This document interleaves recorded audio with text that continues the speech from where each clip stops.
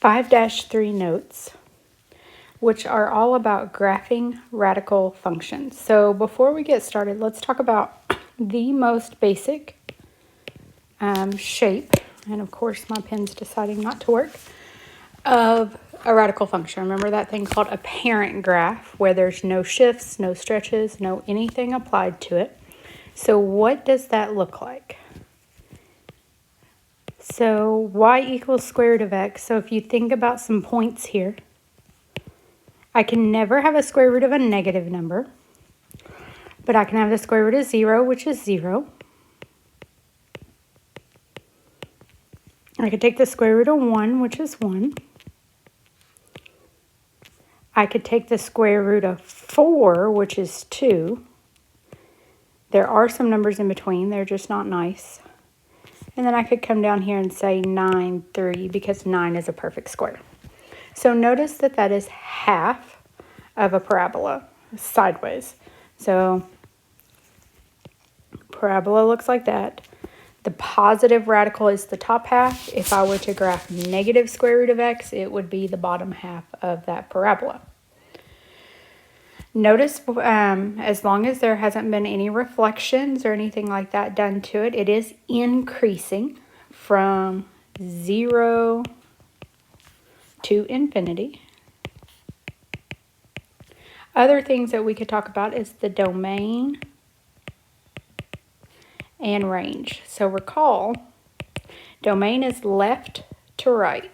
So the domain is from 0 and right forever. So that looks like this. We could also write that as x is greater than or equal to 0, because it starts at 0 and gets bigger. Range, same idea. The y value starts at 0 and goes to infinity. So we could also say y is greater than or equal to 0. Okay. So these are just examples, and honestly, I'm going to encourage you to use Desmos to graph these, to give yourself some nice points. And all it's going to do, it's going to stretch it a little bit here. A cube root, which we are also graphing, not as often, but we will graph. So the cube root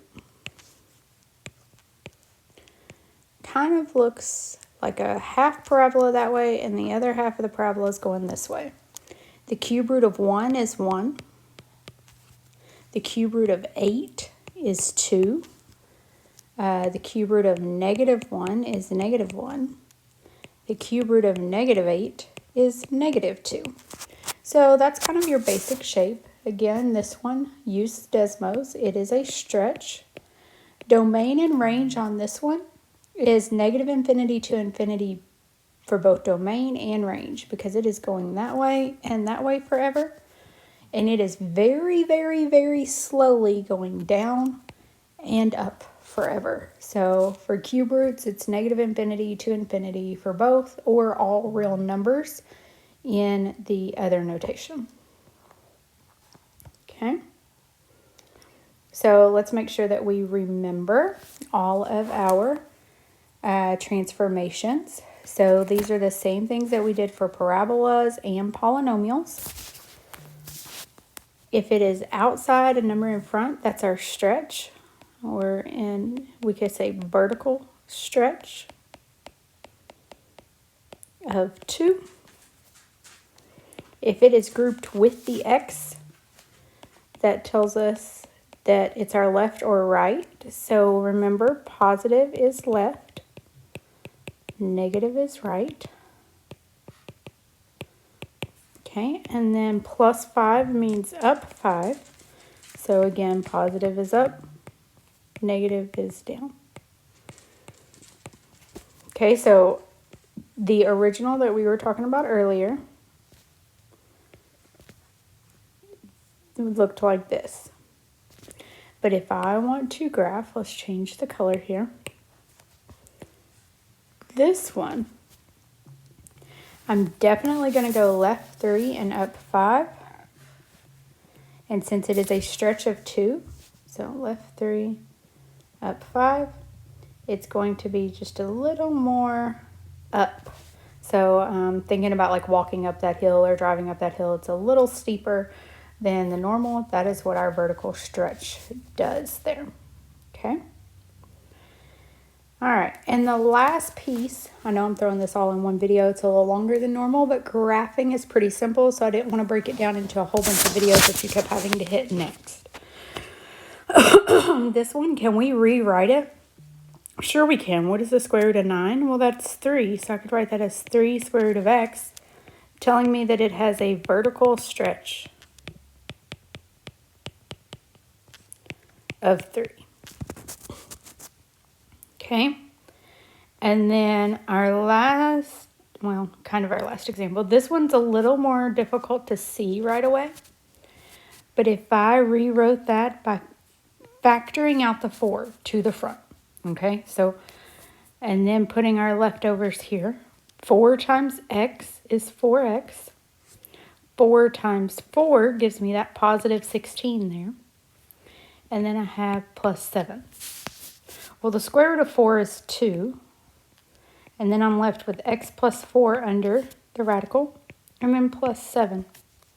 So now, without even graphing in Desmos, I can see that it went left 4,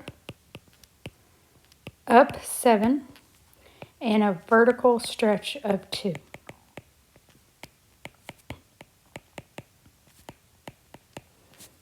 Okay.